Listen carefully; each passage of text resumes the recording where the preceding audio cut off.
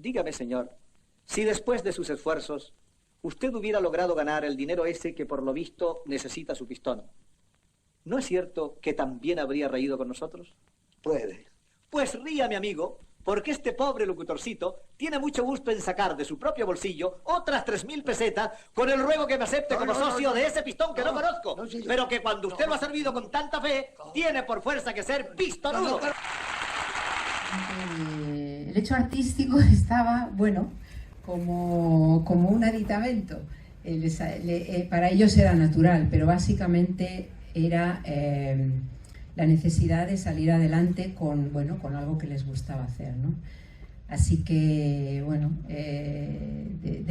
con respecto a mi padre en concreto, tuve la suerte, porque, en fin, no se puede decir otra cosa, de que estuviera mucho tiempo enfermo en casa, con lo cual pude disfrutar de él mucho tiempo. No soy de esos hijos de actores que no han disfrutado de sus padres, sino que yo he podido disfrutar mucho de él, porque estaba en casa y estaba todo el tiempo jugando, ¿no?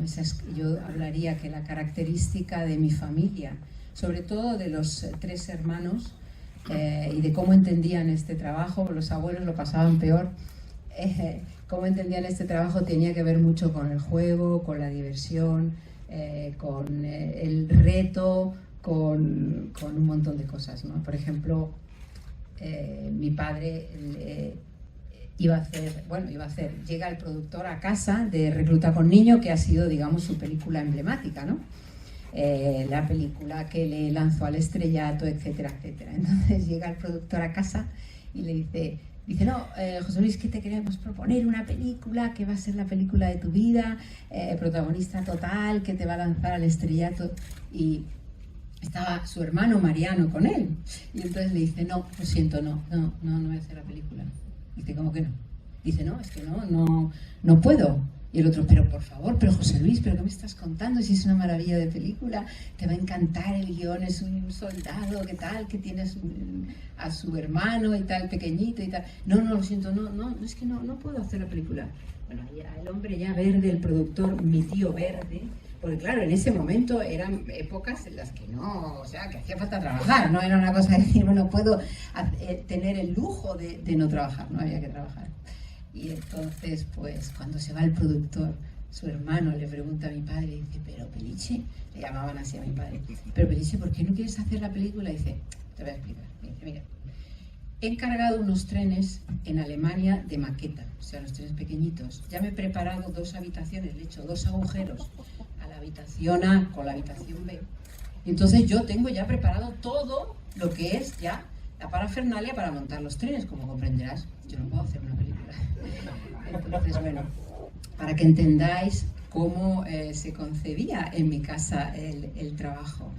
Yo qué sé, Antonio y mi padre estaban todo el tiempo jugando. Vivíamos Emma y Antonio y Elisa Montés, que es la madre de Emma, vivían en el 5º y nosotros vivíamos en el 9º. Entonces, pues Antonio se ponía una manta y yo decía, pero tío, ¿qué has hecho? Bueno, yo era tan pequeña que se ponía una manta de esas de viajes, de cuadro, le había hecho un agujero y se subía al 9º a jugar con su hermano, ¿no?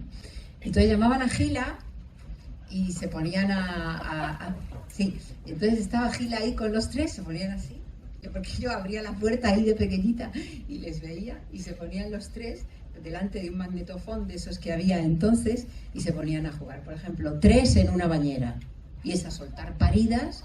Los 3, y se lo acabo de contar a Valeria, 3 en una cama, 3 en el desierto, 3 en yo que sea, ¿no? Entonces, siempre les recuerdo que tengo sobre todo es el recuerdo del juego, de la diversión y de permanentemente vivir en el hecho artístico, porque mi padre no era un actor, básicamente, sino que era otras muchas cosas y no le quedaba más remedio que ser actor, y aquí no lo debería decir, pero era un gran pintor, era un gran fotógrafo, era un gran poeta. Estamos preparando unas poesías que tengo desde muy dramáticas hasta poesías eróticas y yo digo, joder, papá, pero ¿cómo se puede? O sea, era de todo, ¿no? Entonces el hecho artístico estaba tan imbuido dentro de casa y participábamos los enanos de todo aquello, ¿no? Por ejemplo, se me ha olvidado porque igual hubiera sido gracioso, le comentaba a Valeria que revisando todo el trabajo que estoy preparando para una exposición que se va a hacer en la Filmoteca de mi padre, tengo unas diapositivas de Sáenz de Heredia disfrazado de flamenca en casa, con Concha Velasco, porque en ese momento eran pareja. Entonces, digo, pues podríamos haber traído y haberla puesto ahí. O sea, todo el rato era así, era todo el rato una sensación de juego. No sé si comeríamos o no, porque eso ya era tan secundario en casa, ¿comprendes? Que a veces era un poco... Yo creo que por eso he salido tan responsable. He dicho, Dios mío, en esta casa no se come. A ver, nos tenemos que poner serios en esta familia. Desde joven tener mi mesilla de noche, el libro del Viaje a ninguna parte de Fernando Fernández Gómez, o Comedia con fantasma de Marcos Ordóñez, que os la recomiendo vivamente para que entendáis el oficio del actor y esas compañías de las que tú hablas, ¿no? Sí es cierto que a día de hoy yo creo, no es por demonizar a la gente joven, ni mucho menos, por favor, pero yo tengo un espíritu romántico o una idea romántica del oficio que yo creo que poco a poco se ha ido perdiendo. Estamos más en el algoritmo que en el amor por el oficio, yo creo. Y los chicos que comienzan hoy, las chicas, por lo menos lo que yo conozco y por lo que hablo, ¿no? Primero, no conocen a nadie de esa generación, a nadie, ni posterior, si me apuras, de generaciones posteriores, y luego están más en una idea de pisar la alfombra roja, de ser estrellas de una plataforma, y yo creo que esa idea del juego y de subirse a un escenario se ha perdido un poco. Es una... Bueno, para mí es una putada que se haya perdido y que hablemos con la gente joven y que haya perdido ese espíritu de juego y de esa idea romántica que yo tengo de la profesión. Yo cuando llegué a Madrid con 18 años, yo no imaginaba ponerme delante de una cámara, ser actor de cine ni de televisión. Yo quería trabajar en una compañía de teatro.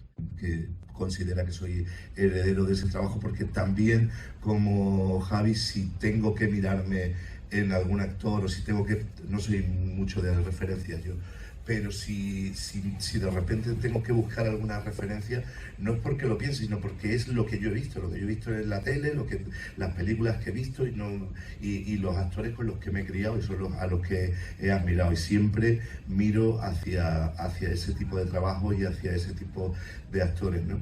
Donde además la comedia tiene una verdad, ¿no? O sea, cuando veo a José Luis Ozores haciendo comedia, siempre hay una tragedia debajo, hay una verdad terrible y hay una lágrima a punto de salir y hay un pellizco en el corazón, y eso lo hacían muy bien, y ojalá yo pudiera tener algo de eso.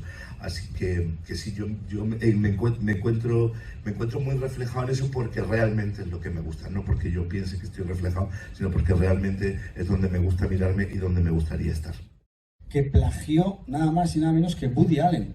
Woody Allen tiene una película que se llama Días de Radio, y los que tengáis en la memoria Días de Radio, ya veréis como el segundo episodio hay algo que está completamente plagiado y que incluso Woody Allen lo reconoció, o sea que no tuvo ningún reparo en decir, pues es que esto me inspiré en una película española, Historias de la Radio, ¿no? que es un detalle bastante bonito.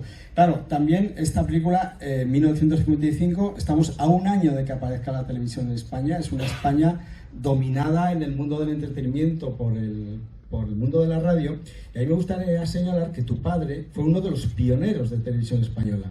O sea, Televisión Española nace en 1956 y ya en ese año presenta un programa de televisión con tu tío Antonio.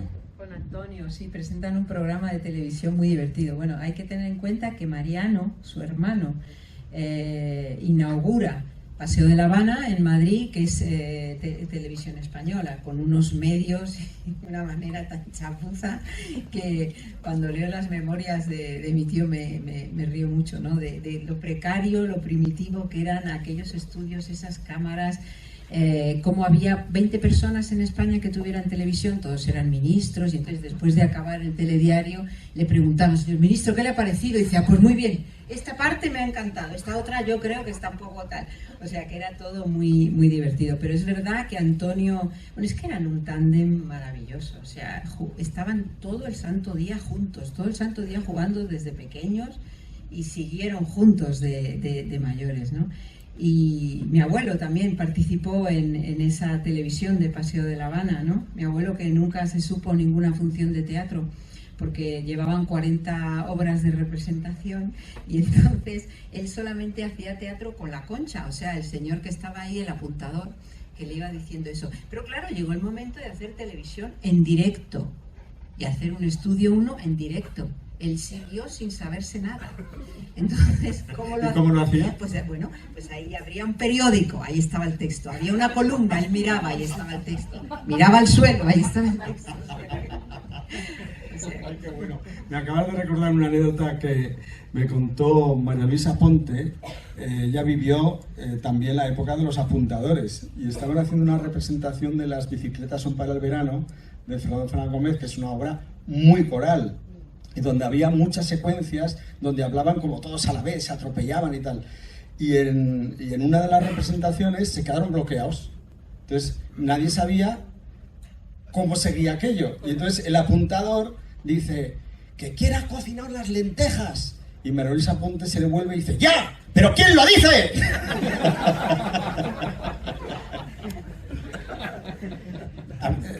¿Tú viviste la época de los apuntadores?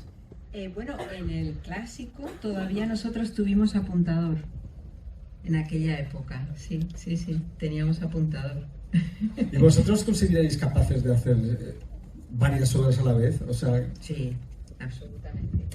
¿No? Yo no sé. Bueno, la machista. De verdad que siempre lo digo, que es precioso este premio. Guárdalo en tu corazón como nosotros tenemos en tu corazón. Gracias. Bueno, muchas gracias. Muchas gracias a todos. Porque les ha ganado usted, señor. Sí, señor. ¿Qué hago, don Tomás? ¿Lo tomo o lo dejo?